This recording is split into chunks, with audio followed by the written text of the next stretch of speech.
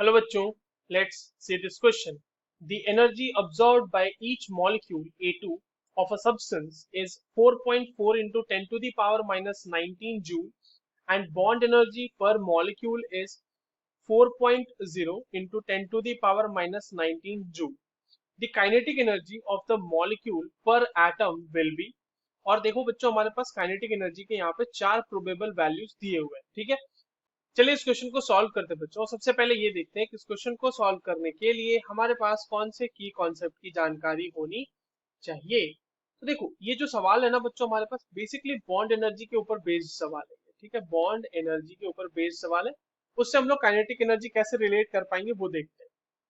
सबसे पहले ये समझिए कि आपके पास कोई एक सब्सटेंस है जिसमें एक मॉलिक्यूल है A2।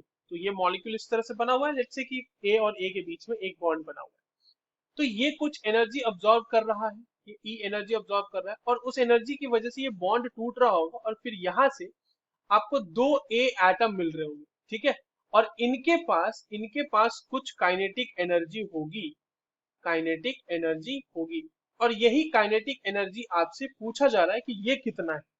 तो काइनेटिक एनर्जी अगर हम पर मॉलिक्यूल की बात करें बच्चों, काइनेटिक एनर्जी पर मॉलिक्यूल की यदि हम बात करें तो वो क्या हो जाएगा, energy absorbed, energy absorbed minus bond energy, है ना। जितनी एनर्जी उसने अब्सॉर्ब करी मॉलिक्यूल ने और उसमें से जितनी एनर्जी बॉन्ड को तोड़ने में गई, उतनी जो बची हुई एनर्जी है वही तो काइनेटिक एनर्जी बनेगी ना, वही तो काइनेटिक एनर्जी की फॉर्म में उसके पास रहेगी। तो बॉन्ड एनर्जी भी आपके पास दिया हुआ है, एनर्जी अब्सॉर्ब्ड भी दिया हुआ है। अब देखो बच्चों एनर्जी अब्सॉर्ब कितना हो जाएगा, 4.4 into 10 to the power minus 19 joule और बॉन्ड एनर्जी है 4.0 into 10 to the power minus 19 joule. तो ये वैल्यू हो जाएगी 0.4 into 10 to the power minus 19 joule, ठीक है। अब ये आपके पास काइनेटिक एनर्जी पर मॉलिक्यूल मिल गया आपके पास। इसको आप कितना लिख सकते हैं, इसको हम और लिख सकते हैं 4 into 10 to the power minus 20 joule. ये पर मॉलिक्यूल मिला है। अब अगर हमें kinetic energy per atom calculate करना है तो वो कितना होगा, इस वैल्यू को काइनेटिक एनर्जी पर मॉलिक्यूल को हम डिवाइड करेंगे बच्चों 2 से।